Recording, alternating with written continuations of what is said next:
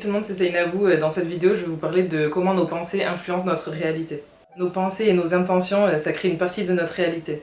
Il faut croire avant de voir. En fait, c'est l'opposé de « je ne crois que ce que je vois ». Nos pensées, ça devient nos croyances. Et ces croyances, elles créent notre identité. Notre identité, c'est la manière dont on se voit, c'est ce que vous pensez de vous-même. Pour changer vos croyances et ce que vous pensez de vous-même, vous pouvez vous aider d'affirmations. Vous pouvez vous dire des phrases dans votre tête qui commencent par « je suis ».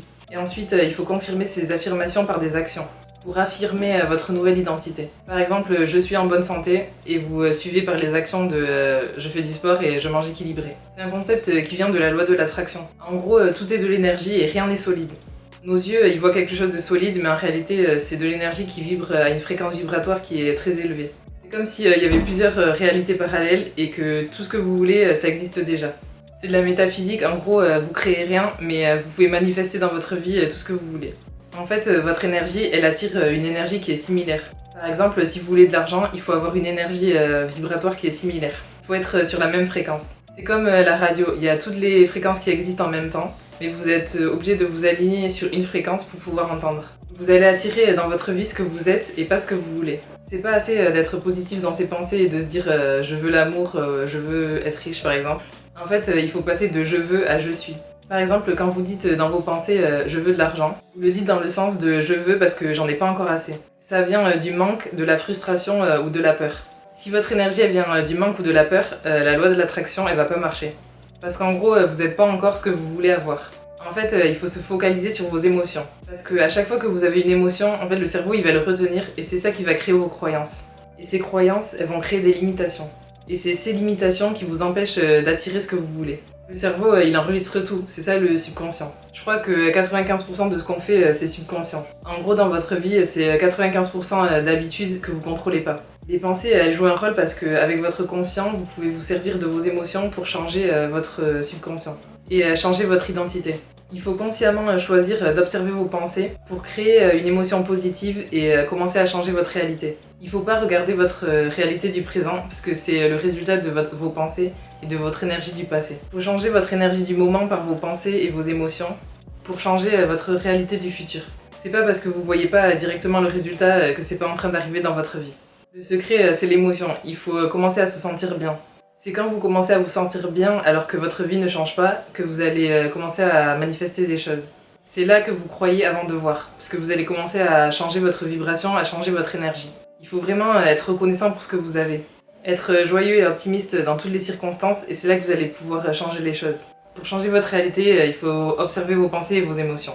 En général, on a des pensées en boucle et elles sont souvent négatives. Moi, quand j'ai commencé à observer mes pensées, je me suis rendu compte qu'elles étaient vraiment souvent négatives. Alors que moi, de base, je pensais être une personne positive. Essayez de faire ça, juste vous observez vos pensées. La méditation, c'est bien pour ça parce que pendant un certain temps, votre cerveau il est au ralenti et ça vous permet d'observer plus facilement vos pensées.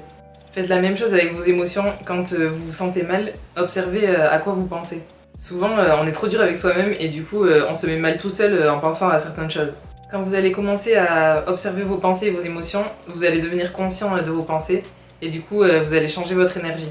Même si votre vie actuelle elle n'est pas comme ce que vous voulez, vous avez à tout moment le choix de vous sentir bien. Il faut prendre ce choix et faire des actions qui vont vous faire penser à autre chose. En gros, c'est faire le maximum de choses qui vous donnent de bonnes émotions.